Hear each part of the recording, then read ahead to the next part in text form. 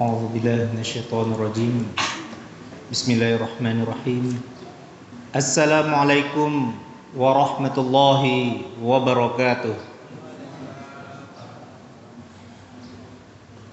الحمد لله رب العالمين أرسل رسوله بالهدى ودين الحق ليظهره على الدين كله وكفى بالله شهيدا أشهد أن لا إله إلا الله وحده لا شريك له وأشهد أن محمدا عبده ورسوله صلى الله عليه وسلم اللهم صل على محمد وعلى آله وأصحابه رسول الله أجمعين أما بعد. Bapak-bapak, ibu-ibu, kaum muslimin, jemaah subuh rahimakumullah, serta anak-anak kami yang kami cintai. Alhamdulillahirabbil alamin. Kembali kita mengucapkan puji dan rasa syukur kita kehadiran Allah Subhanahu wa taala. Alhamdulillah, Allah masih berikan kepada kita nikmat yang banyak. Di antaranya adalah nikmat kelapangan, kemudian nikmat kesehatan, dan tidak kalah pentingnya Bapak Ibu adalah nikmat keimanan. Jikalau bukan karena nikmat-nikmat tersebut, tentu kita tidak akan bisa berhadir di rumah Allah ini untuk melaksanakan solat subuh berjemaah tadi. Oleh karena itu Bapak Ibu, marilah kita senantiasa selalu bersyukur kepada Allah Subhanahu wa taala. Tidak hanya dengan mengucapkan alhamdulillah saja, tetapi harus terbukti dan terlihat dengan ketaatan kita kepada Allah Subhanahu wa taala. Karena bukti syukur itu adalah melaksanakan segala perintah Allah dan menjauhi segala larangannya. Kemudian Bapak Ibu, salawat dan salam, mari sama-sama kita berdoa kepada Allah. Mari bersama-sama kita memohon kepada Allah Subhanahu wa taala, semoga Allah sampaikan kepada baginda Rasulullah Muhammad sallallahu alaihi wasallam dengan antaran kata Allahumma salli ala Muhammad wa ala ali Muhammad. Bapak Ibu yang berbahagia serta anak-anak kami yang kami cintai, untuk subuh kali ini insyaallah kita akan mencoba mengisi kajian, dan insyaallah kita akan terfokus kepada surah Al-Maidah ayat 35.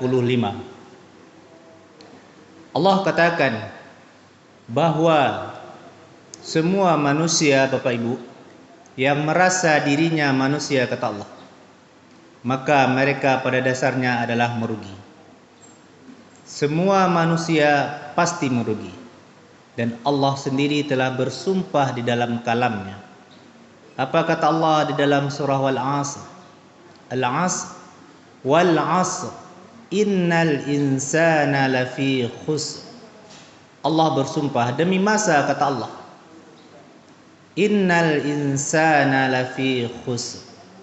Sesungguhnya manusia itu semuanya berada dalam kerugian.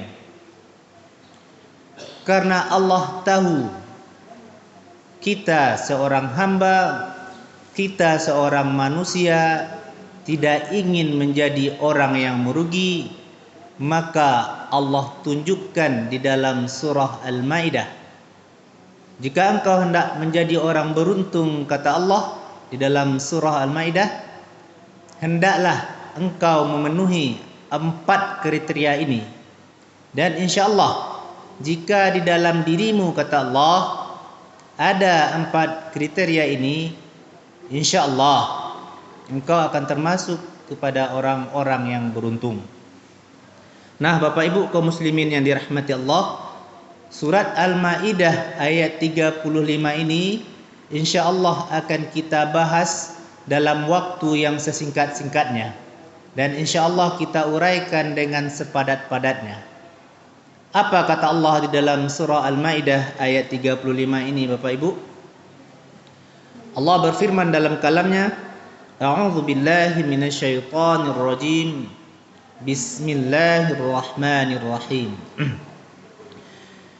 يا أيها الذين آمنوا اتقوا الله وابتغوا إليه الوسيلة وجاهدوا في سبيله لعلكم تفلحون. Allah berkata, apa kata Allah?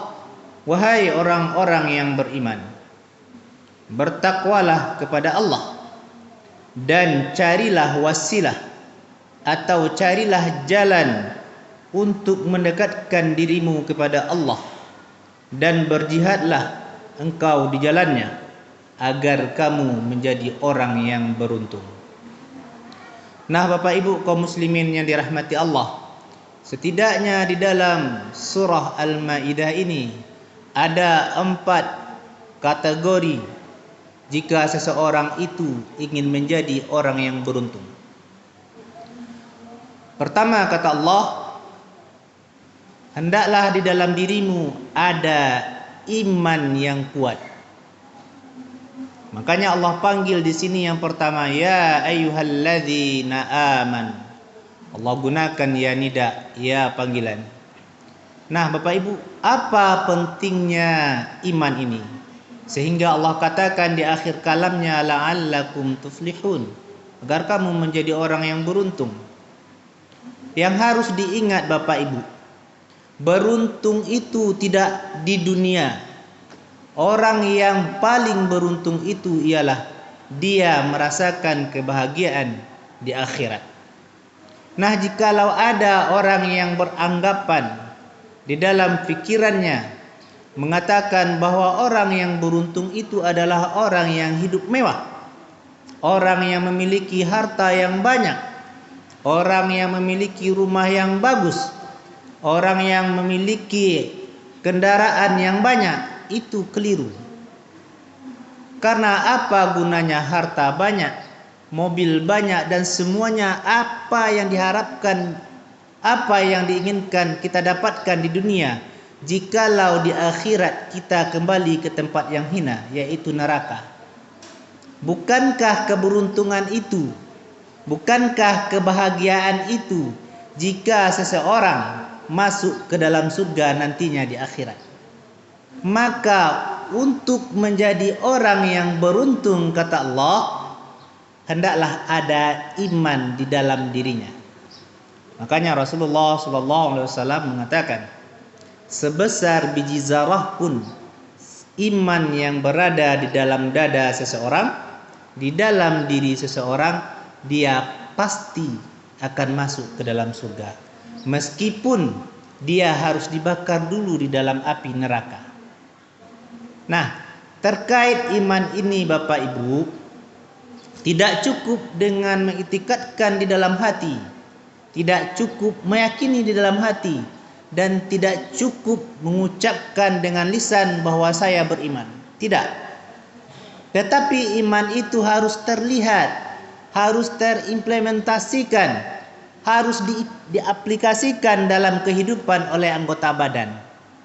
Nah, Bapak Ibu kaum muslimin yang dirahmati Allah, jikalau seseorang beriman kepada Allah, beriman kepada hari akhir, yakin dia akan Allah, bahwa Allah itu melihat, bahwa Allah itu mendengar, bahwa Allah itu mengetahui, maka sesungguhnya seorang itu akan berhati-hati dalam kehidupannya.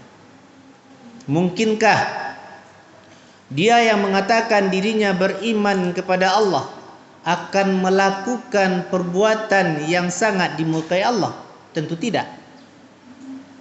Jikalau ada orang yang beriman kepada Allah tetapi masih melakukan perbuatan-perbuatan dosa, atau maaf dibilang Bapak Ibu, pejabat-pejabat kita suka melakukan korupsi dan dia mengatakan beriman kepada Allah, maka sesungguhnya di saat itu imannya berada dalam kepudaran. Kenapa demikian Bapak Ibu? Karena dia tidak yakin di saat itu bahwa Allah melihat apa yang dia lakukan. Nah, jikalau seseorang itu betul-betul beriman kepada Allah, maka setiap gerak-geriknya pasti diperhatikan oleh Allah Subhanahu wa taala, sehingga orang-orang yang beriman tersebut berhati-hati dalam kehidupannya jika seseorang itu beriman kepada Allah. Kemudian jika seseorang itu beriman kepada hari akhirat, bukankah kita yang hidup di dunia ini Bapak Ibu pasti nanti akan mendapat balasan di akhirat kelak? Bukankah Allah sudah ingatkan kita di dalam surah Al-Zalzalah ayat 7 dan 8? Faman ya'mal mithqala dzarratin khairan yarah wa man ya'mal mithqala dzarratin syarran yarah. Maka sebesar biji zarah pun kebaikan yang kita lakukan di dunia ini pasti nanti akan mendapat balasan di akhirat. Sebesar biji zarah pun perbuatan buruk yang kita lakukan di dunia ini pasti nanti juga akan mendapat balasan di akhirat. Nah, jika kita yakin kepada hari akhirat, segala perbuatan kita di dunia ini akan dibalas di akhirat, tentu kita akan melakukan perbuatan-perbuatan baik. Tentu kita akan melakukan perbuatan-perbuatan yang mengundang kecintaan Allah kepada kita. Nah, jika kita ingin menjadi orang yang beruntung, kata Allah, maka tanamkan keimanan di dalam diri kita, kemudian implementasikan dalam kehidupan kita bahwa kita ini betul-betul beriman kepada Allah Subhanahu wa taala. Jadi harus terlihat, Pak. Harus terlihat, Bu. Bukan hanya sekedar diucapkan saja, tetapi harus dilakukan dengan anggota tubuh kita. Ini yang pertama Bapak Ibu. Kemudian yang kedua ialah berlanjut di dalam ayat ini, ittaqullah, bertakwalah kepada Allah. Allah Subhanahu wa taala telah mengatakan di dalam kalamnya di surah Al-Baqarah ayat 197 bagian kanan sebelah atas, Allah katakan, wa tazawwadu fa inna khairaz zadit taqwa wattaquni ya ulil albab. Allah ingatkan kepada kita ini Bapak Ibu, wa tazawwadu, dan berbekallah kamu, fa inna khairaz zadit taqwa, maka sungguhnya sebaik-baik bekal ialah takwa. Wattaquni, dan bertakwalah kepada aku, kata Allah, wattaquni ya ulil albab, bahwa orang-orang yang menggunakan akal fikirannya. Nah, Allah sendiri mengatakan agar kita melakukan pembekalan untuk kehidupan kita di akhirat. Dan Allah juga sudah mengingatkan kepada kita bahwa sebaik-baik bekal ialah takwa. Dan di akhir kalam tadi Allah katakan, jika engkau betul-betul memiliki akal dan pikiran yang mengoptimalkan akal pikirannya, pasti dia akan bertakwa kepada Allah Subhanahu wa taala. Nah, kalau dalam kata kasarnya Bapak Ibu, jika ada seseorang yang tidak mau bertakwa kepada Allah, jika ada seseorang yang enggan bertakwa kepada Allah, maka sesungguhnya dikatakan kepada dirinya bahwa dia tidak punya otak, tidak punya akal dan pikiran. Karena jika seseorang punya akal, punya pikiran, kemudian dia mengoptimalkan pikirannya, pasti dia akan bertakwa kepada Allah Subhanahu wa taala. Nah, untuk bertakwa ini Bapak Ibu harus terlihat dari implementasi keimanan seseorang tadi. Bukankah Bapak Ibu di dalam surah Al-Baqarah ayat 183, pertama Allah panggil, ya ayyuhalladzina amanu, wahai orang-orang yang beriman yang ada iman di dalam dadanya, di dalam hatinya. Kemudian Allah kasih perintah, kutiba alaikumusiyam, telah diwajibkan kepada kamu berpuasa. Kemudian di akhirnya Allah tutup dengan la'allakum tattaqun, pasti kamu menjadi orang yang bertakwa.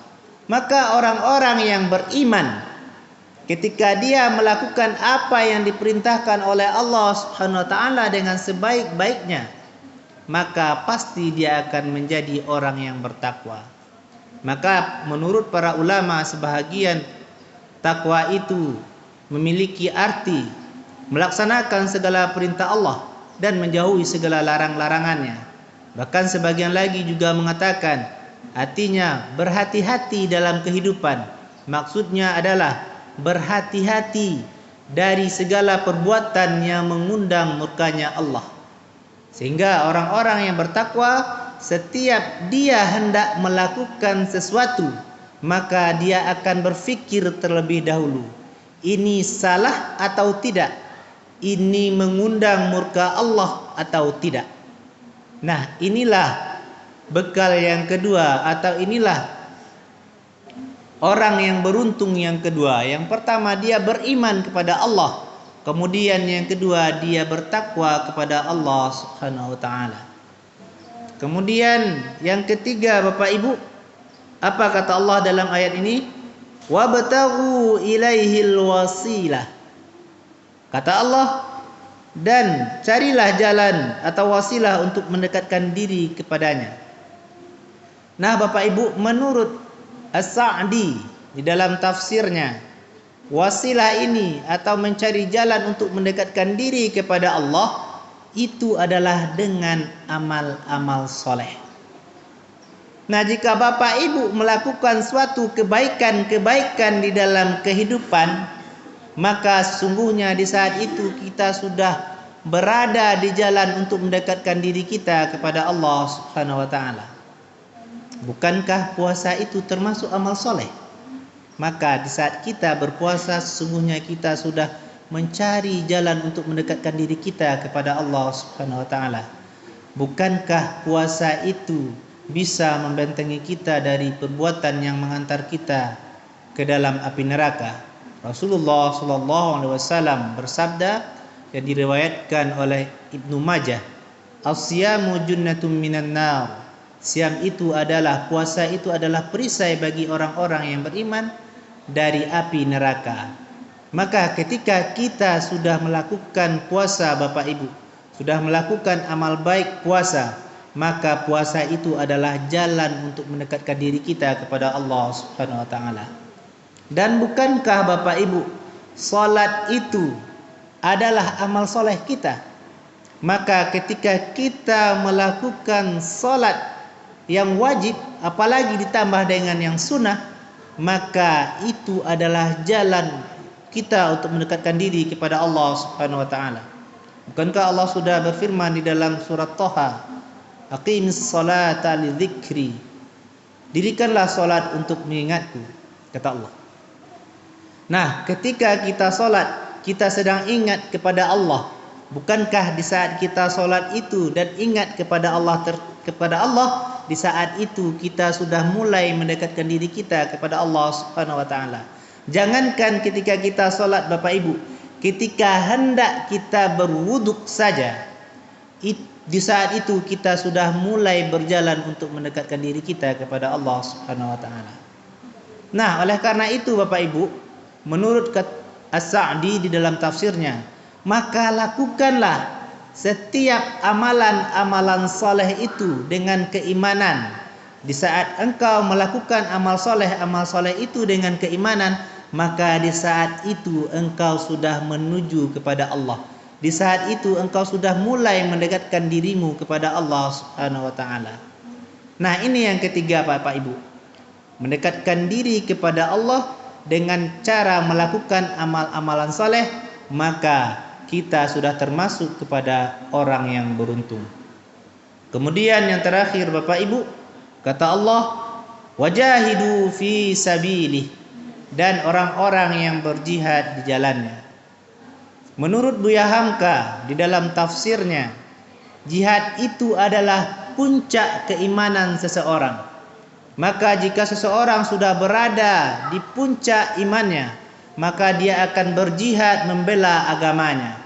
Nah Bapak Ibu, untuk jihad ini tidak bisa diartikan dengan selalu berperang, tidak. Ada waktunya kita berperang. Kapan kita berperang? Ya. Kita berperang di saat kita akan menegakkan agama Allah. Contoh, Bapak Ibu tinggal di sekitar lokasi ini, kemudian datang orang dari luar ingin mengusir ibu dan bapak-bapak, atau datang orang dari luar ingin menghalang-halangi ibu dan bapak dalam beribadah kepada Allah Subhanahu wa taala, maka di saat itu Bapak Ibu, jihad kita di saat itu adalah berperang, yaitu menegakkan agama Allah Subhanahu wa taala. Di saat itu kita berperang. Tetapi dalam kondisi yang saat ini, yang kita berada dalam aman-aman saja dalam beribadah, maka jihad itu bisa dilakukan dengan berinfak dan bersedekah di jalan Allah Subhanahu wa taala. Di dalam surah Al-Baqarah ayat 190, Allah mulai kalamnya dengan masalah perang. Kemudian perang di surat Al-Baqarah ayat 190 ditutup di dalam surat Al-Baqarah ayat 195 yang ayatnya ialah wa anfiqu fi sabilillahi wa la tulqu bi aidikum ila tahlukah wa ahsinu innallaha yuhibbul muhsinin. Ayat ini dimulai dengan berperang, kemudian ditutup dengan berinfak. Wa anfiqu fi sabilillah, dan berinfaklah kamu di jalan Allah, dan janganlah engkau masukkan dirimu ke dalam kebinasaan, dan berbuat baiklah, sesungguhnya Allah mencintai orang-orang yang berbuat baik. Apa maksudnya di sini Bapak Ibu?